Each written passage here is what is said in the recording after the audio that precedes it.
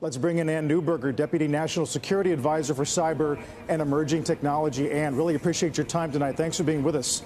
Thank you, Carl, for having me. One of the things that was instantly noticed about the order was the emphasis on innovation and maintaining U.S. leadership in global finance, and then some discussion of the risks and protecting investors, protecting markets, protecting financial stability.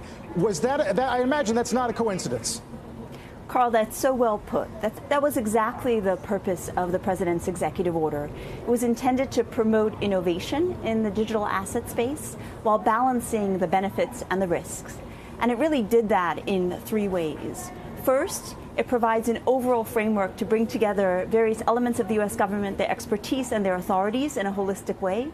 Second, it authorizes and asks for a study on a potential central bank digital currency, the U.S. government issuing its own currency. And then, if that is deemed to be valuable, lays in place the design of how that would be done. And finally, it puts an approach to managing the risks. You noted a couple of them: illicit finance, concern with anti-money laundering as well. So it really does seek, in sum, to balance both the benefits, the innovation, and also the potential downsides. It's difficult to separate the timing of the order from what's happened over the past 2 weeks in Russia and Ukraine. How much has that sharpened the focus? And was any of this brought forward because of concerns that crypto is evolving into some kind of potent tool for Russian interests? The executive order has been underway. A lot of work has gone into it over the last number of months. So the timing was really the result of that work coming to a conclusion. However, your question is a good one, because we have seen cryptocurrency can be used in sanctions evasion. We don't believe it's a viable workaround for the particular sanctions that have been put in place in response to Russia's invasion of Ukraine, particularly the sanctions put in place on the central bank.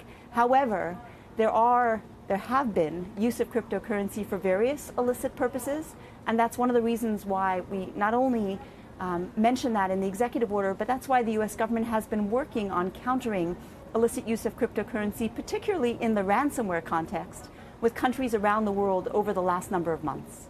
The industry, of course, was heartened by the language of the order. They've been looking for some regulatory clarity over the past few quarters and years. And I think the Washington Post quoted one VC founder as calling this a breakthrough. I wonder, do you think it all clashes with the language or the color that we've gotten from, say, the SEC? And do you think that their tone might change as a result of this?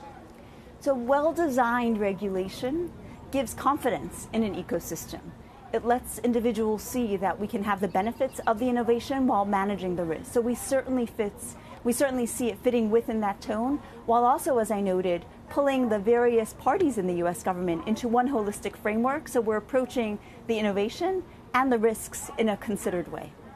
Finally, I wonder, you mentioned it hasn't become a major concern, or I guess it hasn't evolved into a major tool for the Russians in working around some of the economic sanctions. Is that for lack of trying, or is it simply, is the scale too large for these particular avenues to work for them? The exact point you just made. The scale is too large, particularly the sanctions on the central bank and others. They are very broad, and as such, they're larger than what could be hidden within cryptocurrency. However, as I noted, it is an issue for other types of illicit use, so it's something we're focused on. Ann Neuberger, appreciate that so much. I appreciate you kicking out the hour as well, joining us from the White House tonight.